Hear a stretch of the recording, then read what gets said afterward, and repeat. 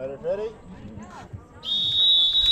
Hey there, my name's Taylor and this is the Rose City Cross Country Mountain Bike Race. This is part of the TMBRA Fall Series and it's in Lindsey Park in Tyler, Texas. I'm racing in the men's Cat 3 age 30 to 39 group, although there was one men's Cat 3 age 19 to 29 in our little group here. So there's 6 people actually in my category, but one other started with us. This was not a great start for me. I missed a clip in and I'm in last place right now and already several seconds behind just through the hole shot here at the beginning of the race. However, this was my first hour-long mountain bike race, so I wasn't too concerned about that. In my limited experience, people start off super strong on these mountain bike races and then fall off a cliff, they just go out the gate at 100% and then can't keep that up for an hour. So I knew I wasn't, in good place right here, but I figured I would make it up over the course of the race with just kind of consistent pacing. So that was my strategy.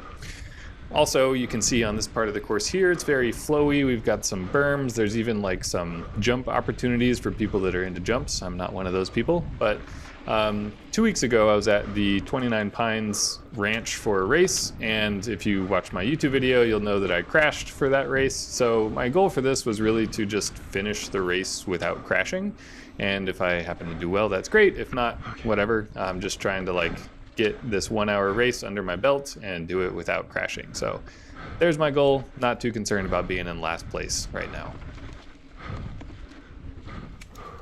This is one of the first features on the course, this skinny rail to ride.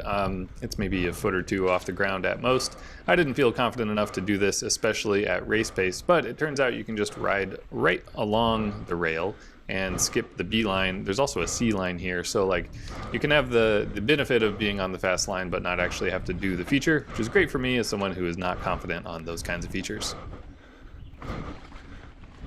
So about 4 minutes into the race, I finally catch up with somebody else from my category. I think that is Hunter. I rode with him at the 29 Pines race as well. But I get around him, and so this is validation to me that my strategy is working, and I just need to keep chugging along at a consistent pace, and hopefully I'll pass more people. Also, quick note that I think the reason people go really fast at the beginning of these mountain bike races is that it's often single track, and they don't want to be stuck behind somebody. But as you can tell, this is arguably single track, but there's plenty of room for passes, and I felt I had ridden this course the day before, and I felt like there wasn't too many spots where I was going to be stuck behind people, so I wasn't concerned about that from a strategy aspect. So we're coming into another one of the trail features here. This is another berm section with a bunch of jumps and stuff like that. I guess a flow track maybe is what you would call it. And so for me, my strategy here, you might be able to tell in the rear camera that you can see a lot more tire in there than you could before. That's because I would bring my dropper down and just try to not get any air at all on these jumps.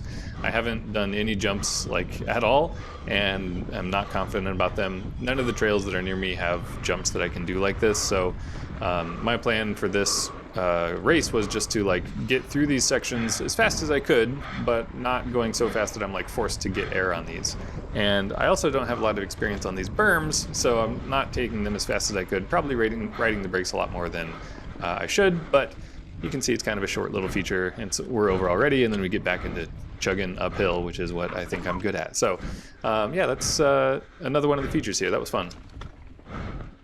You good? I figured I might as well show all the flow sections of this track since those are the exciting ones, but again, I'm not getting any air on these. I'm not pro, I'm not taking these super fast or anything like that, but they were super fun to ride, and I wish that I lived close to a course like this so that I could practice these, because I can tell, even though I'm terrible at this, it's still a lot of fun. But if I was good at this, it would be so much more fun to fly over these and launch off this and get air and really go into these berms and take these corners super fast. But I just can't do that at my current skill level. Maybe next year, year after, we'll see. Looking to pass. So I'm coming up on another rider here. Got it. And this is actually somebody from, it's still Cat 3, but he's in the 40 to 49 age group. And this ends up happening to me a lot in this race, where my strategy was to slowly work my way through the group, and that's what I thought I was doing, but I didn't know everybody in my group at the start, and I tried to like memorize their helmets or their jerseys, but it's hard to memorize 6 people's jerseys right at the start line, so I didn't do a very good job. And so I quickly got confused over the course of this race about like what position am I actually in, because I can't just tell from looking if somebody's in their 30s or in their 40s, especially in the middle of a mountain bike race, and all the number plates are the same. So I just kind of had to guess, and unfortunately I like guessed that I was doing a lot better than I actually was. So right now I've figured I was still toward the back of the group, but I thought maybe I was in 5th or 4th, not sure.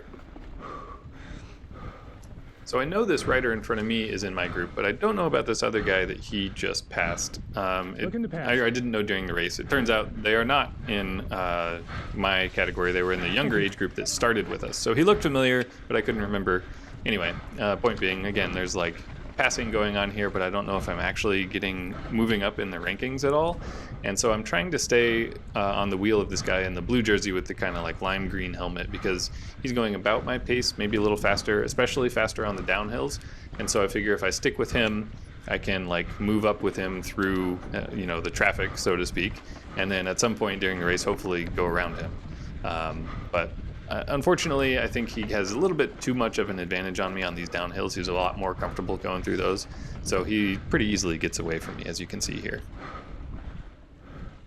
Not too much later, the two of us managed to get around this rider who's in the 40 to 49 age group. So again, moving past people, but not actually moving up in the rankings and all. And we're coming up on another rider, same deal. This person's in the 40 to 49 age group. And like I said earlier, these passes are working really well, and like everyone was super nice about making room to pass. So I wasn't feeling like grumpy about doing all these passes or anything. It was just confusing in the race to not know where I stood in the rankings. And of course, the same thing happens again in short order. Another 40 to 49 rider that we're going past here. Thank you. Yeah, just keeps happening. Looking to pass. And again, another rider from the 40 to 49 group gives me the go-ahead, and I get past him to stay on this guy in the blue jersey. That's my goal. Quick note here on the right, you can see it's kind of roped off. They had this wooden berm set up on the right, but it was closed for some reason. I don't know why. There's like some silt or sand on the inside of the corner, so if you weren't able to take the berm, you'd have to go on the sand. Maybe they felt that was a danger they didn't want to put people through. I'm not sure. At any rate, we couldn't take that line. Here's another flow section. This one has a name. It's called Uncle Gnarly. They have this speed limit sign that says speed limit 35. I love that.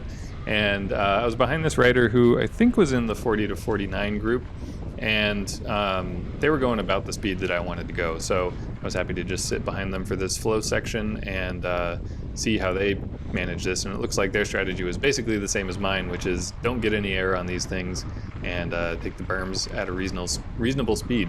I would have loved it to have been behind somebody who actually knows what they're doing on these and like get some footage of them just ripping off these jumps and doing tail whips and stuff like that, but unfortunately not a lot of that in the Cat 3 group. So I get around that rider from the 40 to 49 group here and keep on trucking. Coming up on one of the other trail features here, which is where we go through this like ravine or I don't know, riverbed, whatever this is. It doesn't look very impressive on the camera, but in person, the first time I came upon it, I was like, oh man, this is wild, because you have like a 90-degree turn and then you drop in and then you come back up and you do this other feature, which is like this wooden bridge dip thing across another ravine. Both of them ended up being super fun and not at all a problem, but the first time seeing them I was a little freaked out. So yeah, it's nothing compared to what you might see on some pro race video, but it's something else to just come across during a Category 3 race. So I felt bad for anybody that had to like flash the course, run it for the first time and be surprised by that. But yeah, I'm coming up on another rider here, and this time it's actually not somebody from the 40 to 49 group. This is one of the junior racers. They're in the like 15 to 18 age group, and that's going to be kind of the story for the rest of this race. Like I've made it past the I guess like back part of the 40 to 49 group, and now I'm catching the back part of the juniors. But either way, just reiterating what I said earlier, it's kind of confusing to not know where you are in the race. Obviously, it's a lot easier to tell when somebody is a junior racer versus like, are they just 3 years older than me? But it's still difficult to tell. coming up on the left-hand side, there's a sign that says easy straight ahead, hard to the right. And during the race, I freaked out and thought, oh, I'm on the easy route for sure. So I took that. But then I immediately realized that I actually wanted to do the hard route, which has like an inline bypass, sort of like on the skinny earlier. And during the pre-ride, that's what I did. And my brother and I traced these two routes at kind of the same effort level and found that this route I'm on now is maybe 4 seconds slower. So I felt like, crap, I just, set myself behind 4 or 5 seconds because I picked the wrong route here because I was confused by a sign that wasn't there during my pre-ride. But whatever, no big deal. I wasn't, within 4 seconds of anybody anyway. So ended up not mattering. Just kind of bummed at myself for not picking up on that. All right, we're coming up to the end of my first lap. There's this like little rock feature there, and then you get dropped off into this big open plain, and then you have this left turn over a sandy section into an uphill, and then it's like a gravel road for the start finish. So lots of different interesting terrain to navigate here at the start finish. You got all the tents and everything and announcers and whatnot set up here on the right, but yeah, this is the start finish, and there's a lot going on here. I was feeling pretty good at this point. I had been following that other rider from my category in the blue jersey. I can't see them anymore, but I felt like I was reasonably close to them, and I was feeling like I was maybe in the middle of the pack, maybe even toward the front. And I think this is around like the 30-minute mark, so I was feeling pretty good about that lap time. So yeah, overall I was feeling good at this point in the race, wasn't too gassed, and I was hoping that my second lap would be around the same time as my first lap. I didn't see anybody for a few minutes, but passing another junior rider here on the uphill section. And then a couple minutes later, passing another junior rider. Okay. And yet another junior rider going on around. They were all great at letting me pass, by the way, so kudos to those juniors. Looking to pass. And finally, I catch somebody from my own category. This is Pablo, I think. I had not ridden with them before. And during the race, I actually confused myself because you'll notice they had a blue jersey, but it wasn't the guy I was behind earlier. It was a different color blue.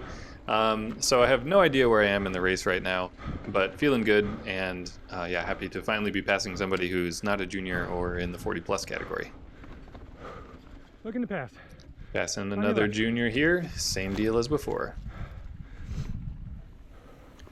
And here I am passing, this is a rider from the women's category. But yeah, same deal, just, lots of people to pass. Very few of them are actually in my category. I think at this point I've only passed 2 people that started with me, or 3 people that started with me. Only 2 of them were in my category, which puts me in 4th place right now. But during the race, I did not know this. I thought I was in much better position. You may remember from the first lap I got bamboozled by this sign, but I learned from my mistakes, and now on the second lap I'm taking the hard line that has these incredible wooden jumps with tabletops on them, but you can just bypass them real easy, so that's what I did. Hopefully save myself a few seconds here, but again, I would love to watch somebody that actually knows what they're doing go over these features because they look amazing. And now for the first time in the race, somebody is passing me, and I let them go by, and then immediately I wonder, were they in my category? Should I be trying to get ahead of them? So I realize I should try to stick to their wheel as much as possible, and then get past them later if they happen to be in my category or not. Yeah, so just kind of like a brain dead maneuver from me there. I should have been trying to keep them behind me rather than letting them go past, I guess. But, I also wanted to be courteous, and I know I'm not the fastest guy out here. It turned out they weren't in my category. I think they were in the 40 or 50 plus category.